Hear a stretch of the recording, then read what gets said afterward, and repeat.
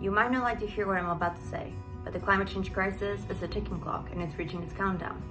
My name is Francisca Valenzuela, and in this video I'll walk you through how climate change will affect globalization and international businesses in the next decade. So, what is climate change? Climate change refers to shifts in temperatures and weather patterns in the long term, and as of today, it represents the biggest threat to humans, the animals, and the planet. But how does this happen? So, our planet is surrounded and protected by gases that make up our atmosphere, making life hospitable on the Earth by retaining some of the sun's heat in and preventing it from being reflected back into space. Thing is, the greater amount of gases there is in the atmosphere, the more heat is trapped in the planet, thus warming it.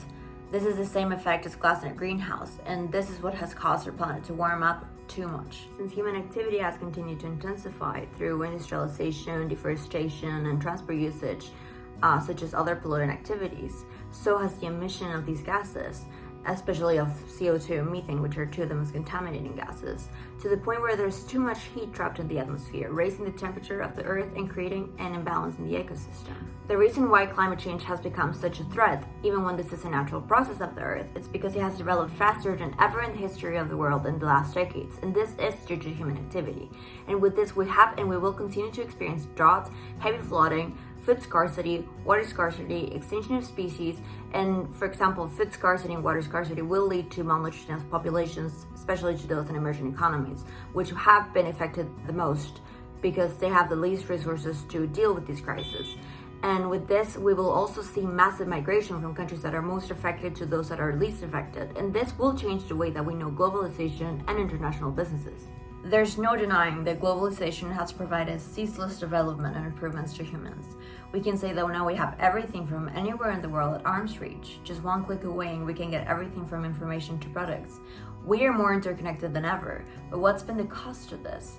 This interconnection has meant interdependence, meaning that one situation from a specific environment can quickly affect a very different environment at the same time, creating like a domino effect in the world. This is why international businesses, which have experienced a peak in the last decades, where most economies are open and intertwined in the free market system and have already faced the consequences of such close interconnection, such as the 2008 subprime financial crisis and the COVID pandemic in 2020, will need to become more aware of this interconnection and manage it efficiently.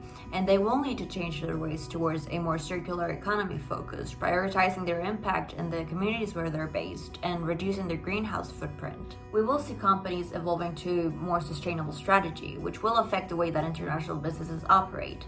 It's important that these businesses act ahead of this requirement, since this needs to become the norm in order to prevent climate change becoming a worldwide catastrophe.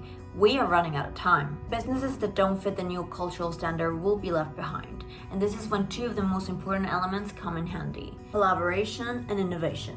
In order to maintain a globalized world and international businesses, we need to work as a team, from consumers to companies. This needs to be a collaborative effort that will work towards innovating technologies that will help reduce the emissions of companies and make our consumption pattern more sustainable.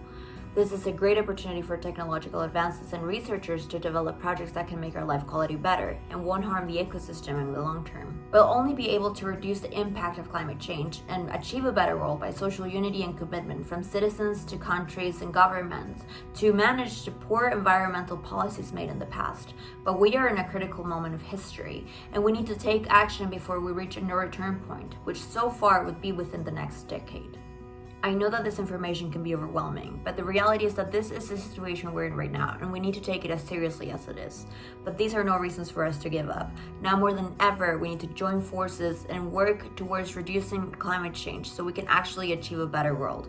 I hope that in this video I could explain to you how climate change will affect globalization and international businesses in the next decade, and that this motivated you to be the change you want to see in the world. Thanks for watching.